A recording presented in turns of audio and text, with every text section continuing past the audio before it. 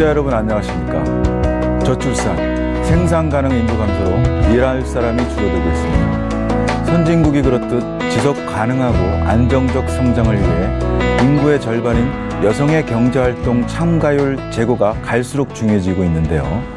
하지만 갈 길은 아직 멉니다. OECD 회원국 중 남녀 임금 격차가 가장 높은 나라로 한국이 압도적 1위를 차지했고, 승진, 육아휴직 등 일하는 여성의 근로 환경이 최하위로 평가받고 있습니다. 그런데 여기 여성으로서 꿋꿋하게 남성의 홈그라운드로 알려진 자동차 부품 사업에서 성공한 여성 기업가가 있습니다. 현재는 여성 경제인을 위해 발로 뛰고 있는데요. 그 주인공을 만나봅니다. 대한민국 여성의 경제 활동을 위해 두 발 벗고 나선 사람이 있다. 여성이 마음 놓고 기업 활동을 하는 나라를 만들기 위해 단단한 유리천장을 조금씩 깨뜨리고 있는 그녀. 2,500여 개의 회원사를 이끄는 수장. 제8대 한국여성경제인협회 한무경 회장이다. 그녀의 이력은 조금 독특하다. 운원정보학을 가르치던 여성 대학 강사였던 한 회장은 불혹의 나이에 제조업에 뛰어들었다. 그것도 남성의 전유물로 여겨지던 자동차 부품회사 효림 산업을 설립한 그녀. 부도난 기계부품 회사를 인수해 창업 초기 일명 화장실 경영으로 직원들과의 신뢰를 쌓아왔다는데, 그 결과 직원 15명에서 1,500명으로 1억에 인수한 회사는 매출 8천여억 원의 5개 계열사를 갖춘 그룹이 되었다. 특유의 부지런함을 무기로 효림그룹 회장 및 한국무역협회 비상임 부회장, 경산상공회의소 부회장 등 다양한 분야에서 팔방미인으로 활동해온 그녀. 아마 임금 인상을 대한민국 여성들이 육아 고민 없이 경제 활동을 할 수 있도록 사회적 분위기와 제도를 바꾸는 데 도움이 되고 싶다는 한무경 회장의 이야기를 들어보자. 한무경 우리 여성경제인협회 회장님, 우리 나오셔서 감사합니다. 예, 초대해 주셔서 감사합니다. 한 회장님 요즘 좀 바쁘시죠? 예, 여러 가지 지금 아직 연초라서요. 네. 여러 가지 사업 계획도 뭐 개인적으로 회사의 사업 계획이라든가 또 협회나 센터에 1년치 이 생활적인 사업 계획들을 만들고 또 일일이 하나씩 또 그 잘 실행이 돼야 되기 때문에요. 일정을 체크하고 무엇보다 다 같이 공유해야 되는 게 소통이 돼야 되거든요. 그래서 공유하는 여러 가지 과정을 통해서 좀 시간이 많이 지금 여성 경제인 협회장 맡으시면서 지금 가장 중점적으로 해오시는 게 지난해 말에 시작된 건가요? 여성 일자리 허브. 예. 그리고 제가 다른 곳에서 이제 말씀하시는 걸 들어보면 이 부분에 대해서 가장 역점을 두고 올해 마지막 임기 정말 꼭 잘 해내고 싶다 이렇게 말씀하셨는데, 그 일자리 허브, 여성 일자리 허브가 어떤 건지 좀 말씀해 주시겠습니까? 우리 여성경제인 협회가 세운 여성기업 종합지원 센터가 있습니다. 그래서 여성기업 일자리 허브는 저희가 중소기업 벤처부의 국고 자금을 받아서 여성기업 종합지원센터에서 하고 있는 하나의 사업인데요. 우리나라가 정말 능력이 있는 여성들을 활용을 잘 못하고 있는 게 사실이거든요. 그리고 설사 활용을 한다 하더라도 결혼과 그리고 임신으로 인해서 대부분 여성이 경력 단절을 겪고 있습니다. 그래서 예를 들어서 우리 현 정부뿐만 아니라 과거 정부도 여성의 경력 단절을 위해서 엄청난 예산을 투여했지만 그 투여한 것만큼 효과가 있는가는 우리 여성들은 피부를 별로 그렇게 와닿지가 않습니다.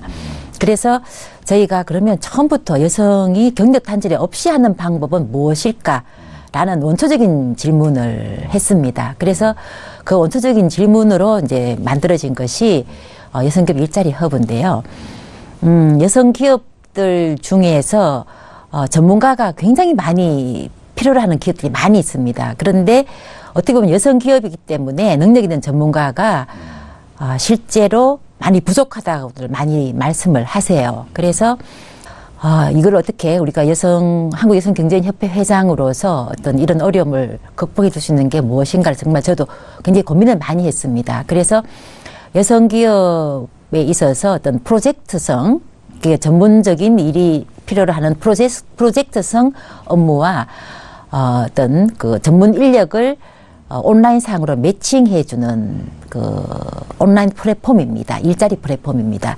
그래서 우리가 그 플랫폼 안에서 경력 관리까지 해주면 이 플랫폼에서 일하던 여성들이 나중에 혹여 오프라인으로 취업을 할 경우에도 우리가 여성기업 종합지원센터는 공적인 기관이기 때문에 거기에서 발급하는 이 사람이 일했던 그런 경력 증명서는 굉장히 어떻게 보면 공신력이 있다고 보여지거든요. 그래서 그런 경력 증명서까지 발급을 해주면 최소한의 경력 단절은 막을 수 있지 않느냐라는 그런 생각에서 만들었습니다.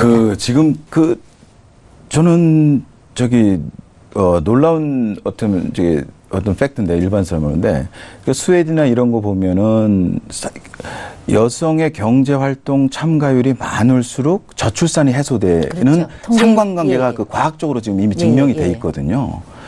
그러면은 우리가 사실 저출산 해소책의 근원 대책 중에 하나가 바로 경력 휴직 여성들에 대한 다시 복귀이지 않습니까?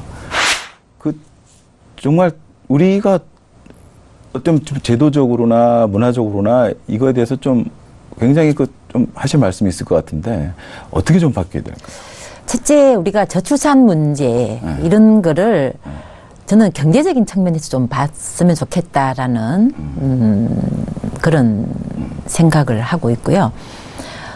첫째, 이 저출산 문제를 해결하려면 첫째, 이 보육시설이 특히 여성들이 애를 출산했을 때 애를 정말 믿고 맡길 수 있는 그런 보육시설이 가장 최선의 방법이라고 생각을 합니다. 지금 정부가 굉장히 그 보육시설 확대에 대해서 많이 노력은 하고 있는데요. 특히 이제 직업을 가진 여성들은 보통 우리가 한 6시, 7시까지 근무를 하지 않습니까? 뭐 요즘 근로시간을 줄이자는 운동이 있어서 뭐 근로시간 단축도 많이 하고 있지만 그래도 일이 있으면 또 일을 하고 퇴근을 해야 되기 때문에 보통 지금 제가 알기로는 보육시설들이 한 3시 정도 되면은 대부분 다 이렇게 귀가를 시킨다 그러더라고요. 그러면 그 귀가 시간에 맞춰 가지고 누군가가 또 그 애를 데리러 가야 되고 근데 어쨌든 이게 한 늦게까지 한 뭐 7시, 8시까지 이렇게 좀 보육을 할 수 있는 그런 믿고 맡길 수 있는 그런 보육시설이 좀 더 많이 생기면 아마 많은 저출산 문제가 해결이 될 거고요. 그리고 또 이거는 뭐 제가 여기서 언급할 건 아니지만 결국 저출산을 왜 여성들이 특히 젊은 우리 부부들이 애를 놓지 않겠느냐 하면 교육 비용 때문에 그 감당을 못 하겠다라는 말을 많이 하거든요. 예. 그래서 예. 그래서 이런 저출산 문제는 우리가 전반적인 면에서 한번 살펴봐야 되지 않겠나. 지금 우리 해외 사례 좀 스웨덴이나 이런 유럽 복지국가 보면 사실 남녀의 고용률 같은 경우는 거의 뭐 비슷하지 않습니까? 예. 그러니까 그런 나라들이 결국은 우리의 그 걸림돌을 다 제거했다는 거죠. 복지는 국가가 알아타가 시설해주고 뭐 당연히 그쪽 사교육 없겠고 공교육이 정상화됐겠고 참 어려운 문제 같습니다, 회장님. 예, 이제 어쨌든 저는 개인적으로 그렇게 생각을 합니다. 세상 아래에 새로운 제도는 없다고 보거든요. 그러면 기존에 정말 많은 제도들이 어떤 무언가를 해결하기 위한 정책이라든가 제도들이 많이 나왔을 겁니다. 그러면 그 제도와 정책이 실현되지 못했다면 왜 실현이 안 됐을까? 그걸 정말 연구하고 생각하고 또 생각하고 하면 조그만한 실마리는 풀리지 않을까라는 그런 생각을 감히 해보고 있습니다. 지금 여성 기업인들을 지금 많이 이제 만나 보시지 않습니까? 예, 특히 예, 협회장으로 예. 활동하시면서 여성 기업인들, 물론 이제 여성 근로자도 이제 우리가 이제 많은 또 애로점이 있겠지만 기업인들이 이렇게 좀 토로하는 그런 좀 그 사항들이 좀 있다면 뭐 한두 개 좀 소개해 주시면 어떤 것 같습니까? 기업인들한테요. 네. 100이면 100명의 기업인한테 다 여쭤보면 제일 힘든 게 팔로. 예. 그러니까 매출을 올리기가 참 쉽지 않다. 그리고 두 번째는 자금 문제를 호소를 해요. 아마 그런 문제는 여성 기업이든 남성 기업이든 기업하는 사람이면 아마 다 그 느끼는 애로사항 중에 하나거든요. 근데 특히 이제 우리 협회가 중점적으로 지금 저희가 해결하려고 노력하는 거는 자금 문제는 뭐 우리가 은행을 갖고 있다든가 뭐 이런 금융기관하고의 관계를 원활하게 해서 뭔가가 아주 우수한 여성 기업인들한테는 뭔가가 금리 혜택을 조금이라도 혜택을 볼 수 있게끔 그런 걸 이제 금융권하고 저희가 계속 논의를 하고 있고요. 마침 최근에 저희가 기보와 그리고 기업은행이 여성기업 일자리 허브에 가입을 해서 이 플랫폼에 가입된 회사에는 저희가 일정 부분 그 보증료도 인하를 해주고요. 그리고 기업은행에서 1.5% 금리 인하를 해주겠다라고 해서 얼마 전에 협약을 맺었습니다. 그래서 어떤 그런 식으로 해서 저희가 금융 문제를 많이 해결하려고 노력을 하고 있고요. 근데 기본적으로 이제 우리 회원사 특히 여성기업들이 겪고 있는 이제 이 그 매출 정대를 타개하기 위해서는 저희가 이제 판로 개척에 많은 도움을 주려고 지금 노력을 하고 있습니다. 그 중에 하나가 작년에 저희가 처음 시작이 됐는데요. 홈쇼핑을 통해서 우리 여성기업 제품들을 론칭을 시켜서 정말 우리 여성기업 제품들이 굉장히 재료나 이런 품질은 굉장히 좋습니다. 좋은데 아무래도 이제 브랜드 면에서 인지도가 없기 때문에 소비자들이 잘 몰라요. 모르고 있습니다. 그래서 이번에 저희 협회에서 여움이라는 우리 한국여성경제인협회가 인정하는 브랜드를 하나 만들었습니다. 최근에 만들었나요? 예. 여움? 예, 여성의 꿈이 움튼다. 예. 여성의 꿈이 움튼다. 예, 그래서 여움이라는 인정 브랜드를 하나 만들었습니다. 그래서 우리 특히 이제 제일 먼저 우리 회원사들을 대상으로 여움의 인정 브랜드를 받고자 하시는 분들을 대상으로 해서 먼저 이제 1기의 여움 회원사들을 모집했고요. 그리고 이제 2기 여움 회원사들을 모집을 해가지고 그분과 그리고 우리 협회 회원이 아닌 다른 여성 경제인의 제품들을 우리가 홈쇼핑에 그 론칭을 시켜서 한 104%, 105%의 효과를 그럼 봤습니다. 여우미에 가입하고 싶은 그 여성기업의 자격 조건은 뭐예요? 일단은 여움은 우리 그 협회의 인정 브랜드이기 때문에요. 일단은 회원사의 하나입니다. 지금 말씀하셨는데 그 여성의 가장 기업인들 만나는 애로사항이 판로다. 판로다. 남성 기업인들보다 판로가 개척하기 힘든 이유가 뭡니까?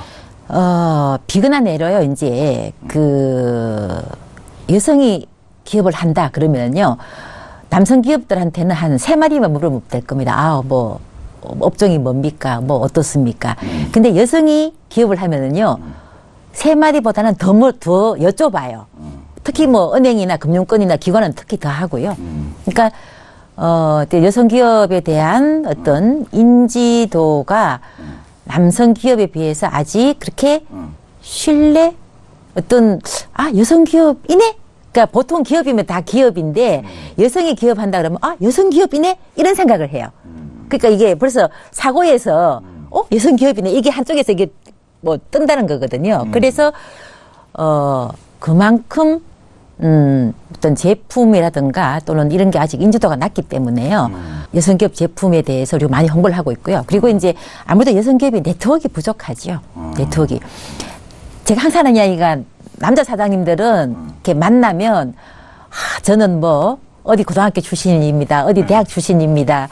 뭐 하다못해 뭐 예를 들어서 뭐 형님이 우리 같은 만약에 상대방이 자기하고 아무런 관계가 없는데, 뭐 사촌 형님이 나온 고등학교를 나왔다 그러면은, 우리 사촌 형님이 거기를 나왔는데요. 뭐 이런 식으로 해서 어떻게든 이 연결을 하려고 그래요, 남성들은. 그런데 여성들은 그 연결고리가 우리나라에서는 굉장히 약해요. 사실은 어떻게 보면 이 혈연, 학연, 지원 너무 이게 부정부패하고 이제 이렇게 잘못되면 이제 새우랑도 차고 이런 건데 그러면서는 어떻게 공정경제 그런 거 너무 따지지 않고 뒷구녕으로 가지 않고 이렇게 하는 거면 우리가 투명 공정경제 기반은 여성들이 앞서가는 것 같네요. 그럼요. 여성이 통계적으로 부도율이 낮습니다. 남성 기업에 비해서 부도율이 낮고요. 그리고 제가 항상 하는 이야기지만 남자는 예를 들어서 어떤 본인의 사업을 설명을 할 때 10이면 15로 설명을 해요. 근데 여성들은 자기의 사업을 10이면 이거를 8밖에 설명을 안 해요. 그러니까 더 부풀게 이렇게 뭐라 그러나 이렇게 남자들은 굉장히 이렇게 뻥튀기 하는데 많이 부풀려서 이야기를 하는데 되겠다고 그냥 헛봉 치는데 여자들은 왜 자기 것도 다 얘기 못 그걸 못 해요. 그게 생리적으로 아닌 거 못하는 것 같아요. 제가 그래서 항상 우리 회원들한테 예를 들어서 수치도 만약에 내가 매출이 뭐 한 115억 한다 그러면 120억 한다 그러세요. 누가 115억 하는데 왜 120억 했냐고 이렇게 나무랄 사람 없지 않습니까? 우리가 전체적으로 매출이 약 115억 합니다. 이렇게 하는 것보다는 120 합니다. 훨씬 더 보기가 좋지 않습니까? 숫자적으로. 그런데 우리 여성들은 꼭 정말 정확하게 우리 회사 매출은 115억 2천만 원입니다. 이렇게 이야기를 해요.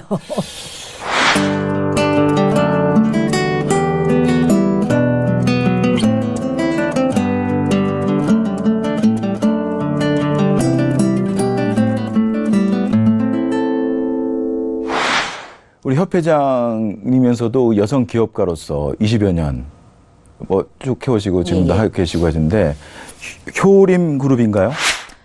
효림 그룹 말하기는 좀 그렇고요.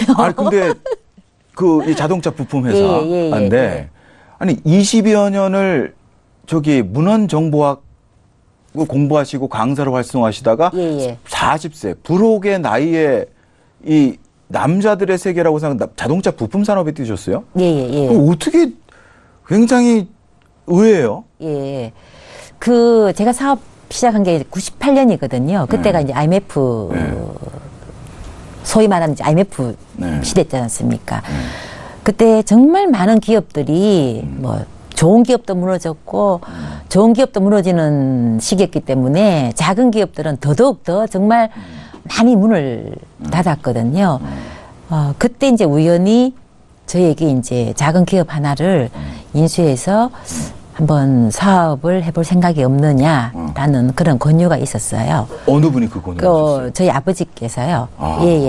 그랬는데, 제가 그 말을 들었을 때 이게 느낌이 뭐라 그래야 됩니까? 별로 싫다는 그런 느낌이 안 들었어요. 그래서 제가 그러면 한번 파악을 해보겠습니다 해가지고 이제 제가 자료를 받아가지고 쭉 한번 검토를 했었거든요. 그리고 그 쌍용 자동차의 자동차 부품 납품하던 기업이었는데. 그래서 그 당시가 이제 우리나라가 IMF 거의 끝날 무렵인데 보통 자동차 교체 주기가 10년이라 그러더라고요.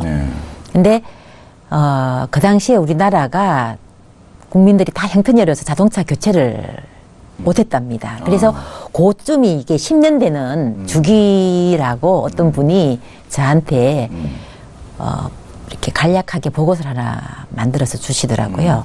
그래서 이거는 한번 해보면 될 것 같다라는 그런 느낌으로 시작을. 야, 종업원 한 10여 명, 매출 12억짜리 회사를 지금 8천억으로 키우셨어요? 문헌 정보학 하시다가. 야. 근데 기술은 모르셨잖아요. 저는 기술을 몰랐죠. 저 정말, 제가 인수하고 나서 이제 첫째로 이제 상견례 할 때 제가 그래도 이렇게 잘 보이려고요. 막 머리도 하고 깨끗하게 예쁘게 해서 이제 가서 인사를 했는데요. 저는 그때 첫 인사 장면이 아직도 저는 기억에 남아요. 사람들 인상이 너무나 굳어 있었어요. 그때 특히 이제 자동차 부품 회사는 다 직원들 남자지 않습니까? 그렇죠.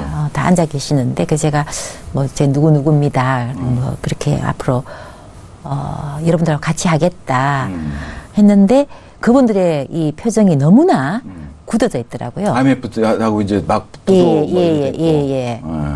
그래서 제가 그때 제가 저 사람들한테 웃음을 찾아줘야 되겠다라는 생각을 했고요. 그리고 나서 내가 저 사람들하고 눈높이를 같이 해야 되겠다. 우리 직원들하고. 그래서 기업을 끌고 가려면 이렇게 문화라는 게 굉장히 중요하거든요. 그렇죠. 예, 이 문화라는 거는 정말 하루아침에 만들어지는 게 아니거든요. 그래서 어떤 문화를 만드는 게 좋을까 정말 고민을 많이 했습니다. 고민을 많이 했는데 제가 그 다음 날인가 이제 화장실을 갔는데 저희는 이제 가공업체이기 때문에 항상 슬비에 그 기름들을 많이 뭐 절삭유라든가 이게 많이 사용을 해요. 그러다 보니까 이게 바닥이 아무리 깨끗하게 하려고 해도 기름이 셀 수밖에 없거든요. 그런데 이제 화장실을 갔더니 화장실이 정말 제가 봐도 제 입이 딱 벌릴 정도로 화장실이 기름때랑 막 너무 지저분하더라고요. 그때 제가 이거다라는 딱 생각이 들더라고요. 그래서 우리 효림은 화장실 문화를 만들어야 되겠다. 그러니까 화장실을 통해서 뭔가 하나를 뭉쳐야 되겠다. 그래야만이 살아남겠다는 생각이 들어가지고요. 그래서 직원들한테 화장실 청소는 내가 하겠다. 예, 남자 화장실이든 여자 화장실이든 내가 하겠다 해가지고 이제 화장실 청소를 제가 그때 직접 제가 오너 겸 그때 이제 CEO로 들어가신 거죠. 오너 겸 CEO가 예. 남자 여자 화장실 하겠다. 예. 그리고 이제 슬리퍼를 신고 이용을 하자. 예. 그랬는데 그 당시 이제 우리 공장이 이제 경산에서 조금 이렇게 그 외곽지에 있었어요. 그러니까 어떻게 보면 전체가 다 화장실이에요. 남자 화장실. 그러니까 남자들이 신발 벗고 뭐 슬리퍼 신고 다니기 얼마나 불편합니까? 그러니까 정작 이 안에 있는 화장실은 이용 안 하고 외부에 있는 화장실들을 많이 이용하시더라고요. 제가 이렇게 보니까. 그래서 내가 언젠가는 이용을 하겠지 라는 생각을 했더니 아니나 다를까 화장실이 깨끗하니까 사람들이 이제 한두 명씩 이제 외부에 있는 그런 화장실을 이용하지 않고 다 안에 있는 화장실을 이제 이용을 하기 시작을 했어요. 오늘의 가장 큰 포인트는 여기네요. 야, 오늘 정말 눈에 번쩍 드는 에피소드를 말씀해 주셨네요. 네, 그렇게 해서 제가 이제 업을 시작을 했고요. 그리고 이제 제가 인수를 하고 나서 그 당시에 이제 그때 저희가 예측했던 것처럼 자동차 교체 주기가 시작이 됐어요. 그리고 저희가 인수를 하고 나서는 정말 주야 토요일 일요일도 없이 돌렸어요. 공장을. 워낙 바빠갖고요. 그래서 이제 차츰 이제 좀 회사도 정상화가 되고, 그리고 이제 직원들도 여유도 생기고, 예, 그랬던 것 같습니다. 그러면 이제 쌍용차도 납품하시고, 이제 보니까 뭐 어디 수출 훈장도 많이 받으셨어요. 그리고 뭐 나비스타 다이아몬드상? 예. 수출도 그쪽에 어디 상용차가 만든 상이라고요? 저희가 이제 그 효림 산업 같은 경우에는 이제 미국과 일본에 수출을 해요. 예. 이제 미국에는 그 나비스타라는 큰 그 미국의 그 트럭 회사입니다. 예, 상용차 만드는 회사인데요. 그 이름이 나비스타예요? 예, 나비스타 회사에 들어가고, 그 다음에 이제 앨리슨이라고 해가지고 또 미국의 그 앨리슨이라고 부품 회사인데요. 거기 지금 납품을 하고 있고, 그리고 지금 일본의 미쯔비시 상용 쪽으로 해서 저희가 그럼 수출이 더 비중이 큰가요? 아닙니다. 그래도 아직은 국내 부분이 많습니다. 국내 부분이 많습니다. 그 우리 여성 기업인으로서 그 와중에 이게 한 20여 년 이제 지났지 않습니까? 그래도 뭐 이런 부분에서 정말 그때는 힘들었다. 뭐 이런 것들 좀 한두 개 말씀해 주실 게 있나요? 제가 초창기 할 때 정말 그때는 여성기업이 많지도 않았고 또 이렇게 자동차 부품하는 여성기업이 많지 않았기 때문에 굉장히 사람들이 뭘까 이런 생각을 많이 하셨던 것 같아요. 그래서 그때가 좀 힘들었고 결국 이제 개인적으로는 이제 저희가 이제 2006년인가요? 이제 쌍용 사태 났을 때 그때 거의 우리가 6개월 동안 매출이 없었어요. 예. 그렇군요. 그러니까 그때 저희가 이제 2개 회사를 가지고 있었는데, 효림전공이라고 평택에 있는 회사는 이제 100% 쌍용자동차 거래했기 때문에요. 거기는 매출이 제로였고, 우리 효림산업도 그 당시만 해도 쌍용의 비중이 많았기 때문에요. 거의 매출이 없었습니다. 그때 어떻게든 회사를 살려야 되겠다. 그리고 또 우리 회사하고 같이 하는 식구들하고 같이 살아야 되겠다는 그 생각으로 그 어려운 시기를 참 견뎠던 게 좀 기억에 납니다. 그러죠.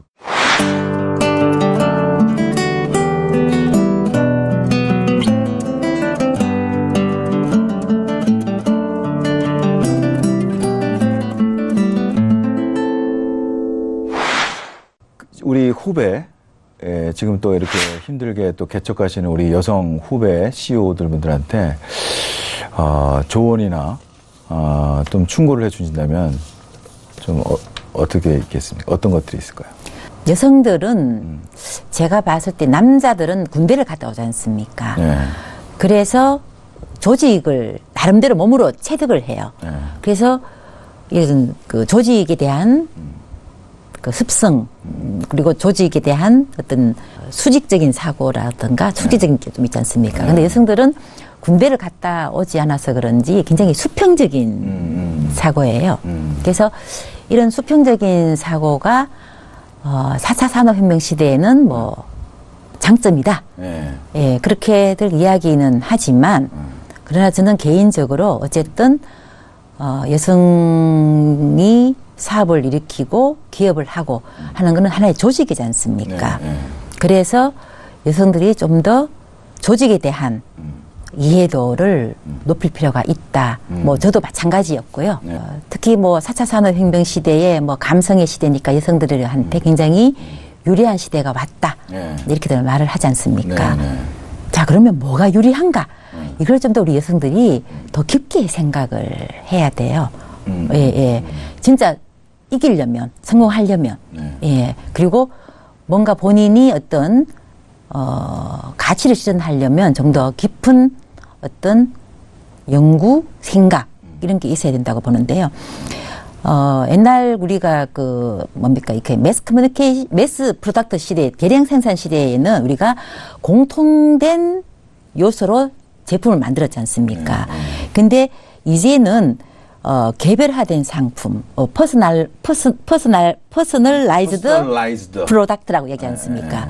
그러니까 이제 개별화된 상품에는 이제 여성들이 훨씬 더 디테일한 제품을 만들 수가 있고 또 소비자의 욕구를 좀 충족시킬 수 있는 그런 제품도 만들 수가 있고 그렇기 때문에 우리가 여성 기업들이 성공하려면은 좀 더 디테일에 대해서 좀 생각을 많이 해야 된다라는 생각을 하고 있고요. 그러면 그 디테일을 어떻게 키우느냐? 정말 우리 디테일을 키우려면은 기록하고 생각하고 고민하고 이런 게 참 많이 필요한 것 같아요. 우리 회장님이니까 우리 회장님 이제 마지막 1년 남으셨죠? 간단하게 1년 요거 좀 제가 중점적으로 하겠습니다. 한마디만 좀. 좀 전에 제가 말씀드린 것처럼 이제 우리 여성기업 일자리 허브를 작년에 론칭을 했기 때문에요.